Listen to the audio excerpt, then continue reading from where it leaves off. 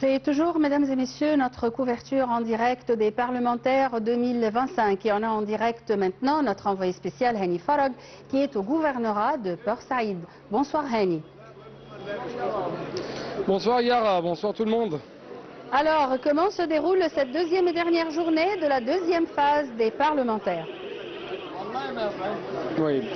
En fait, Yara, dans cette scène électorale à Port Saïd, ce qui attire vraiment l'attention ici, c'est qu'avec l'arrivée du soir et à l'approche de la fermeture des centres électoraux, dont le nombre ici est 50, on observe comme vous trouvez actuellement la hausse de taux de participation, d'affluence de votants, notamment de la part des partisans des candidats indépendants. C'est 20 candidats indépendants se concurrencent sur 2 sièges dans le prochain Parlement, alors qu'une seule liste des candidats des partis est présente seule pour obtenir 2 sièges consacrés aux listes des partis. En fait, dès le début du deuxième jour, les jeunes hommes et femmes partisans des partis ont pris le devant de la scène électorale, mais maintenant, comme vous trouvez, en fait, on trouve que tout type de citoyens votent avant la fin de ce très long marathon électoral.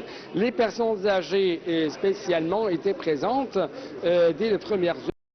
On a trouvé que les équipes médicales ici, qui se trouvent dans les différents centres électoraux, ont essayé de prendre soin de ces citoyens qui sont tenus à être présents dans les bureaux de vote et d'exprimer leur volonté. Et bien sûr, ces équipes médicales ont mesuré les pressions sanguines et le glucose dans les sang pour ces personnes âgées. Et également, on a observé que les agents de police ont essayé de leur présenter toutes les facilités en les aidant également pour avoir leur comité électoraux ou pour même les transportant sur des fauteuils roulants pendant quand même leur présence dans le bureau de vote.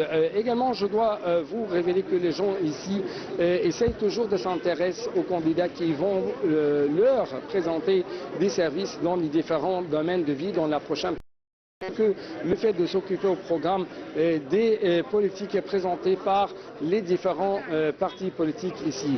Laissez-moi également donc vous révéler quelques dimensions, quelques scènes, plutôt quelques aspects de cette scène électorale qui se déroule actuellement ici à Port Saïd.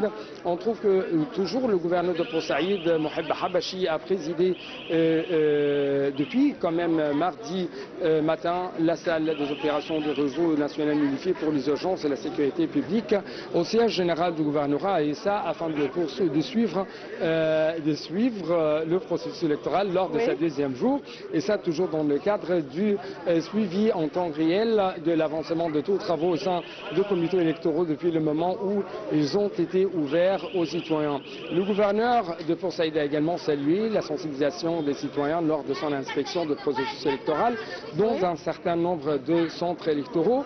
Le général Moheb Habashi, gouverneur de Port Saïd, a de même confirmé que le gouvernorat ou les autorités quand même du gouvernorat se trouvent toujours à la même distance de tous les candidats et que son rôle ou le rôle quand même des autorités dans ces élections se limite uniquement à terminer la préparation et l'installation du bureau de vote et à fournir un soutien logistique à ceux qui en sont responsables et à travailler à fournir du confort aux citoyens lors de leur vote, tout en respectant bien sûr les règles de l'autorité électorale nationale, en restant totalement neutre envers tous les candidats.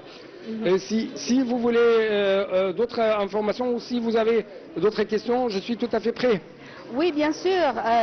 Je suis sûre que vous avez parlé avec un grand nombre d'électeurs, qu'ils soient hommes, femmes ou jeunes. Qu'est-ce qu'ils disent sur les campagnes de sensibilisation faites spécialement pour ces parlementaires?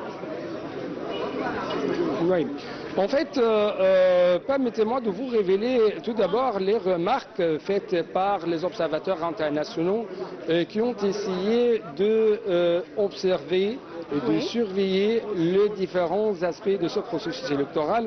Ils ont noté qu'il faut donner plus d'informations aux électeurs, aux votants, en ce qui concerne la manière avec laquelle ils peuvent voter. Parce que il y avait, si je puis dire, des gens qui ne savent pas vraiment comment voter. C'est pourquoi, d'autre partie, on trouve qu'il y a toujours des volontaires, mais à leurs yeux, ça ne suffit pas.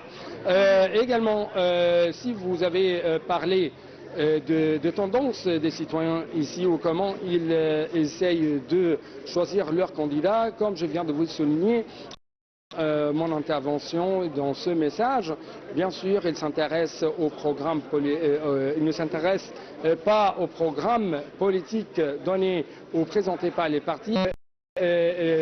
Comme le fait qu'il s'intéresse ou il s'occupe plutôt à tout candidat qui va leur présenter des services et qui va être ici dans toutes les situations d'urgence pour eux, qui va répondre à leurs besoins dans les différents domaines de vie.